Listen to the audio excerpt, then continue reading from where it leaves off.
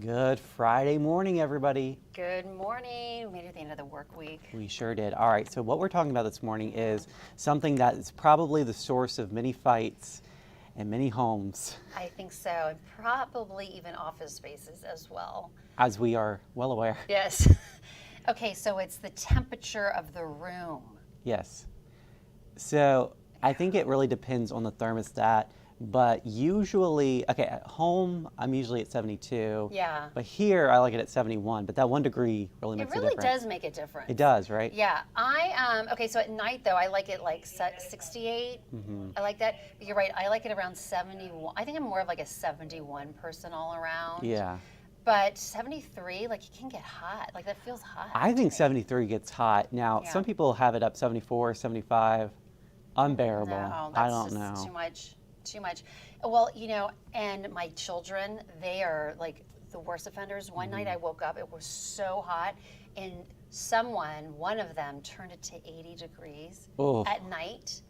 We were dying. And of course, none of them would tell who did it. Right.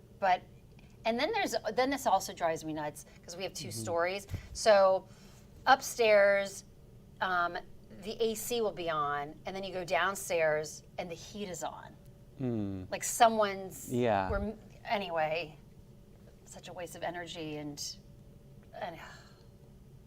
it's contentious. I mean, and then some people will go a little too low for my liking. Like if it's like below 68.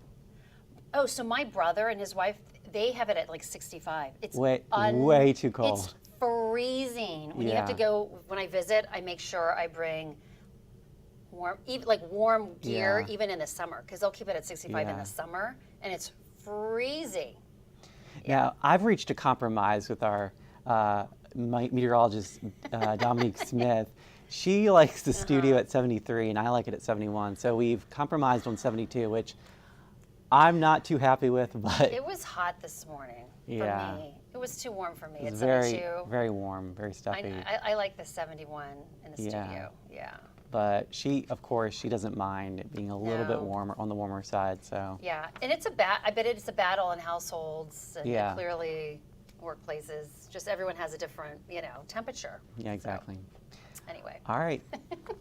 Thank you, Jennifer. Let's You're take a look at our local stories today. An Albemarle County grand jury has indicted 2 men in connection to a deadly shooting last year.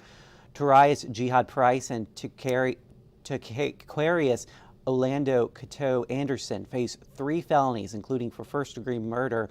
34-year-old Joshua Lamont Jones was shot and killed outside the Timberland apartment complex in February of 2023. Investigators say the suspects did not know Jones, and he was likely not their target. October 30th is the day construction was set to begin on Vista 29. It's a project years in the making that hopes to make homes available to the unhoused. There'll be 80 units to what many say is a small pool of affordable housing options in the Charlottesville area. The permanent supportive housing project is led by the nonprofit SupportWorks Housing. Decades Arcade on the downtown mall is also answering the call to help with the Hurricane Helene relief. It is offering discounted entry fees on Mondays and Thursdays. For each visitor, the arcade will donate the usual cost of admission to 2 Helene relief organizations. Those are Operation Airdrop and Cajun Navy Relief.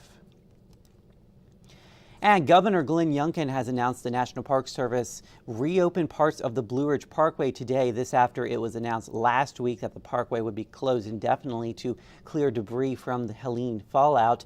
The reopening will be happening in phases. Milepost 1 to Milepost 198 reopened this morning, while the reopening of Milepost 198 to 217 at the North Carolina state line will happen next week.